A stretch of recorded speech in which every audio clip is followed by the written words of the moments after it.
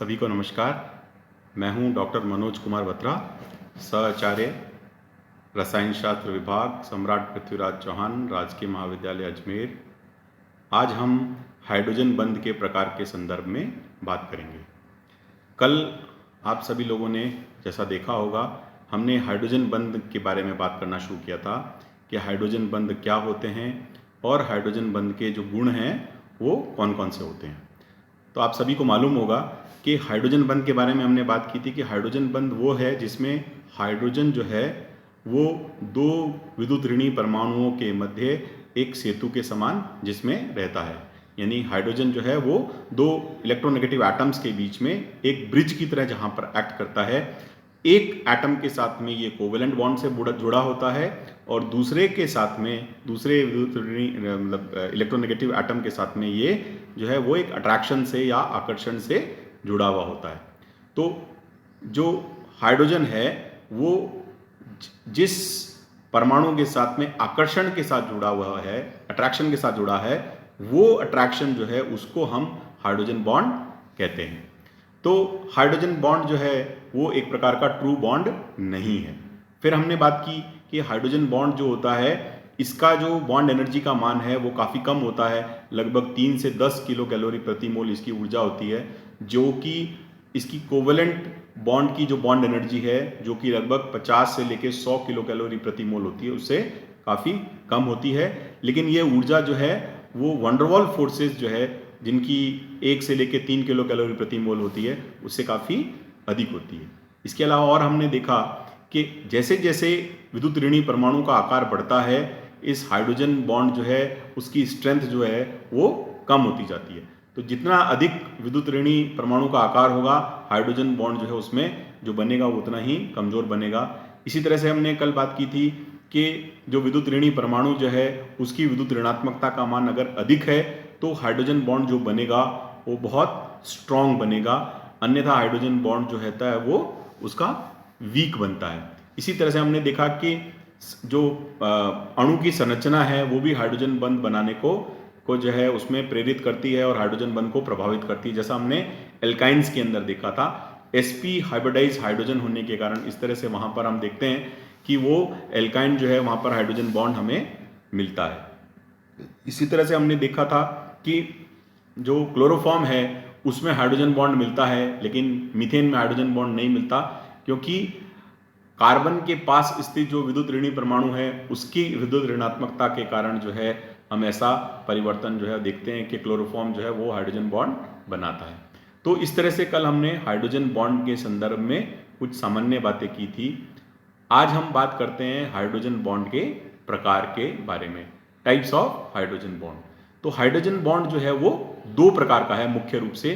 पहला है जिसको हम कहते हैं अंतरा अणुक हाइड्रोजन बंध या इंटरमॉलिक्यूलर हाइड्रोजन बॉन्ड। जब हाइड्रोजन बंध एक ही यौगिक के अथवा भिन्न भिन्न यौगिकों के दो या अधिक अणुओं के मध्य बनता है तो उसे अंतराणुक हाइड्रोजन बॉन्ड कहते हैं। यानी कि जो अणु जो है वो एक ही कंपाउंड के भी हो सकते हैं, मॉलिक्यूल्स जो हैं वो एक ही यौगिक के भी हो सकते हैं या भिन्न भिन्न अलग अलग यौगिकों के भी हो सकते हैं। यहाँ पर जो बॉन्ड बन रहा है हाइड्रोजन बॉन्ड वो दो मॉलिक्यूल्स या दो से अधिक मॉलिक्यूल्स के बीच में बन रहा है, ये बात हमें ध्यान रखनी है।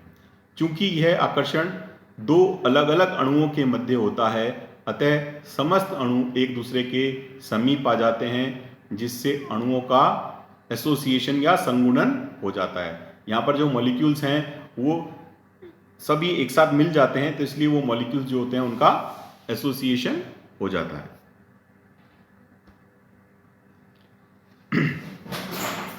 अब ये जो इंटरमॉलिक्यूलर हाइड्रोजन बॉन्ड्स हैं इनको भी हम दो भागों में दो प्रकार से बांट सकते हैं। इंटरमॉलिक्यूलर हाइड्रोजन बॉन्ड जो है वो दो प्रकार के हैं। पहला है सम अंतराणुक हाइड्रोजन बॉन्ड या जिसको हम कहते हैं होमो इंटरमॉलिक्यूलर हाइड्रोजन बॉन्ड, और दूसरा है विषम अंतराणुक हाइड्रोजन बॉन्ड या हेट्रो इंटरमॉलिक्यूलर हाइड्रोजन बॉन्ड।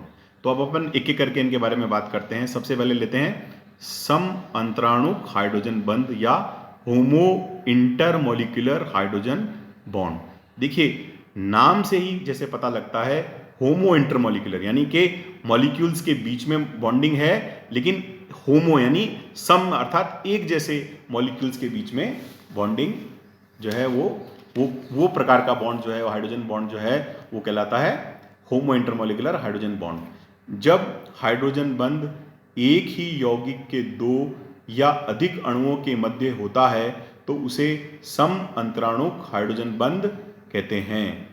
एक ही यौगिक के दो या उससे अधिक अणुओं के मध्य हो, तो यानी कि मॉलिक्यूल्स जो हैं वो डिफरेंट हैं, लेकिन कंपाउंड जो है वो एक ही है। तो एक ही कंपाउंड के डिफरेंट मॉलिक्यूल्स के बीच में जो एसोसिएशन होगा उसको हम कहते हैं होमो इंटरमोलिकुलर हाइड्रोजन बॉन्ड। जैसे उदाहरण के लिए हाइड्रोजन फ्लोराइड HF, वाटर जल, अमोनिया, एल्कोहल एवं पैराक्लोरोफिनॉल आदि में सम अंतराणुक हाइड्रोजन बंध पाया जाता है। ये इसके सामान्य उदाहरण हैं जो हम देख सकते हैं। ये यहाँ पर इसको अपन ने यहाँ ड्रॉ किया है। तो देखिए सबसे पहले ऊपर है HF हाइड्रोजन फ्लोराइड। यहाँ पर फ्लोरीन जो है वो एक हाइड्रोजन के साथ में कोवेलेंट बॉन्ड से जुड़ा है और दूसरे हाइड्रोजन के साथ में एक आकर्षण से जुड़ा है, जिसको अपन डॉटेड डॉटेड लाइन से दिखाते हैं। इसके बाद में वाटर के अंदर अपन देख सकते हैं, यहाँ पर भी ऐसी स्थिति है कि हाइड्रोजन जो है वो एक तरफ ऑक्सीजन के साथ में सहसंयोजक बंध से जुड़ा है और दूसरी तरफ जो है जिसको हम डॉटेड लाइन से दिखा रहे हैं वो एक आकर्षण से जुड़ा हुआ है। पानी के अंदर जो हाइड्रोजन बॉन्ड होता है वो बहुत स्पेशल टाइप का हाइड्रोजन बॉन्ड होता है, जिसके बारे में अपन आगे चर्चा करेंगे। और ये आइस में तो ये क्या है, इसकी जो है 3 डायमेंशन में स्ट्रक्चर बन जाती है। त्रिविम आकाशीय जो है एक संबंधी संरचना जो है उसका निर्माण जो है होता है।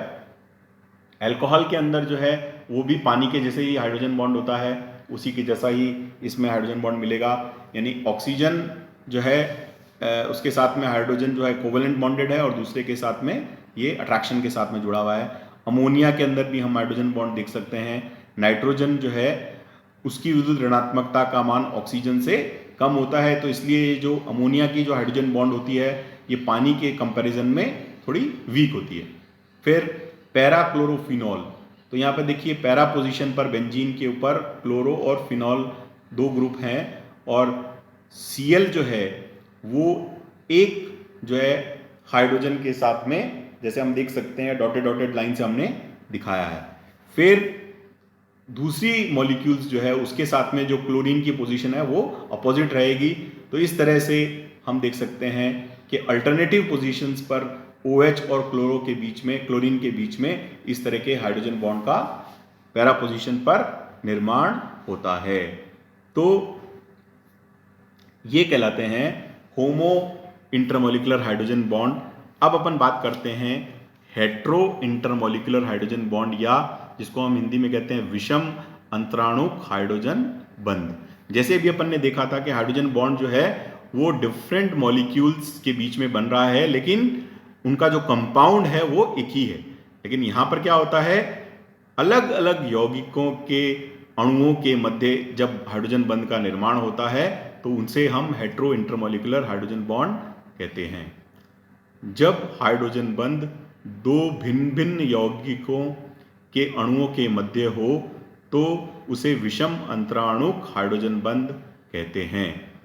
इस प्रकार के हाइड्रोजन बंध में वह स्पीसीज जो इलेक्ट्रॉन पेयर दान या डोनेट करती है, इलेक्ट्रॉन दाता, इलेक्ट्रॉन डोनर कहलाती है।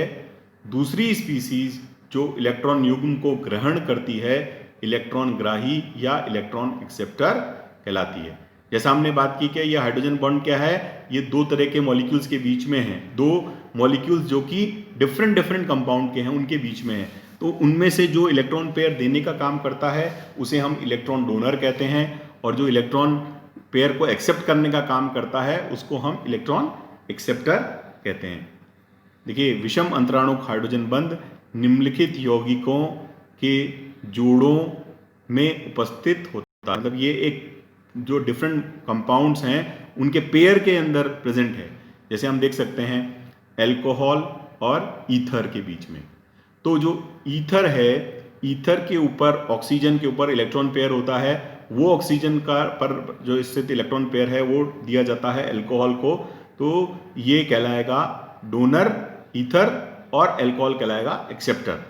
इसी तरह से फिनॉल और टर्शरी अमीन के बीच में इस प्रकार का जो है हेट्रो इंटरमोलिकुलर हाइड्रोजन बॉन्ड है। यहाँ पर जो टर्शरी अमीन है वो डोनर है और फिनॉल जो है वो उसको एक्सेप्ट करने का काम करता है। इसी तरह से सेकेंडरी अमीन और कीटोन के मध्य जो है इस प्रकार का हेट्रो इंटरमोलिकुलर हाइड्रोजन बॉन्ड है, जिसमें कीटोन जो है वो एक डोनर है और सेकेंडरी अमीन जो है वो एक ग्राही का काम यानी एक्सेप्टर का काम करता है।